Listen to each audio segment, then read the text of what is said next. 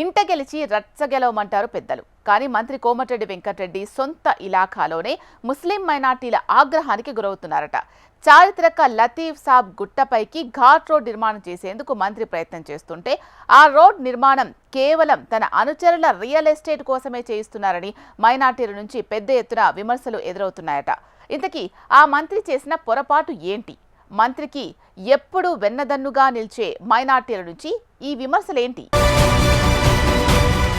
నల్లగొండ పట్టణంలోని చారిత్రక లతీఫ్ సాబ్ దర్గాకు 3 కిలోమీటర్ల మేర ఘాట్ రోడ్డు నిర్మాణానికి మంత్రి కోమటిరెడ్డి వెంకటరెడ్డి ప్రతిపాదనలు సిద్ధం చేశారు.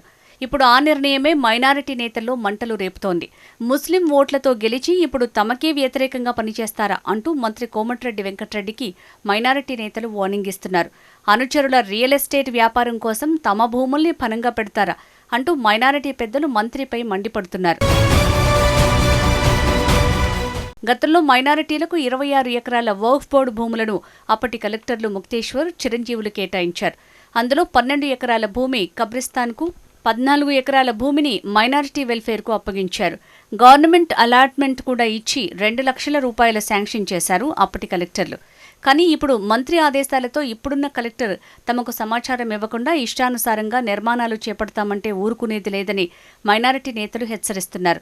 ఘాట్ రోడ్డు ప్రతిపాదనలు వెనక్కి తీసుకోకపోతే పరిణామాలు తీవ్రంగా ఉంటాయంటూ ఎంఐఎం నేతలు అల్టిమేటం జారీ చేయటం ఇప్పుడు జిల్లాలో హాట్ టాపిక్ గా మారింది. तो गवर्नमेंट को लैंड एक्विजिशन एक्ट बोल के कानून है, वो कानून के तहत एक्विजिशन करना पड़ता है. खास तौर पे वक्फ बोर्ड क्या से 55 बताता सेक्शन, लेकिन उसके तहत लैंड एक्विजिशन करने के लिए आपको लेटर करना पड़ता है चीफ एग्जीक्यूटिव ऑफिसर को.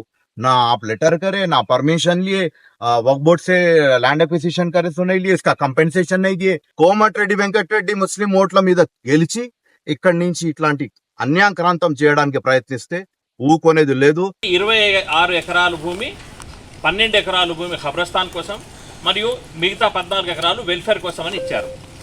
ఆ ఇచ్చిన దానికి ముక్తేశ్వరరావు కలెక్టర్ గారు, చిరంజీవులు కలెక్టర్ గారు ఖబ్రస్థాన్ కోసం వాళ్ళు కేటాయించి వక్ఫ్ బోర్డులో కాకుండా గవర్నమెంట్ దాంట్లో కూడా అలాట్మెంట్ చేసేసి దానికోసము 2 లక్షల రూపాయలు కూడా శాంక్షన్ చేశారు.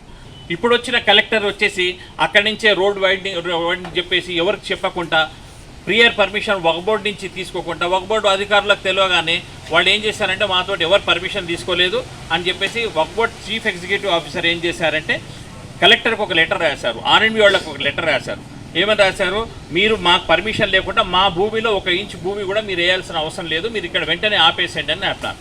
లతీఫ్ సాబ్ దర్గాకు ఘాట్ రోడ్డు నిర్మాణానికి తాము వ్యతిరేకం కాదని, కానీ రియల్ ఎస్టేట్ వ్యాపారులకు మేలు జరిగే విధంగా తమ భూములను లాక్కోవాలని చూస్తే తీవ్ర పరిణామాలు ఉంటాయని మైనారిటీ నేతలు హెచ్చరిస్తున్నారు. వక్ఫ్ యాక్ట్ చట్టం రాష్ట్రంలో ఎక్కడా కూడా అమల్లో లేదని, అలాంటి చట్టం పేరు చెప్పి మా భూములను లాక్కోవాలని చూస్తే పెద్ద ఎత్తున ఉద్యమిస్తామని మైనారిటీ పెద్దలు హెచ్చరికలు జారీ చేయడంతో మంత్రికి ఏం చేయాలో తెలియక అయోమయంలో పడ్డారట.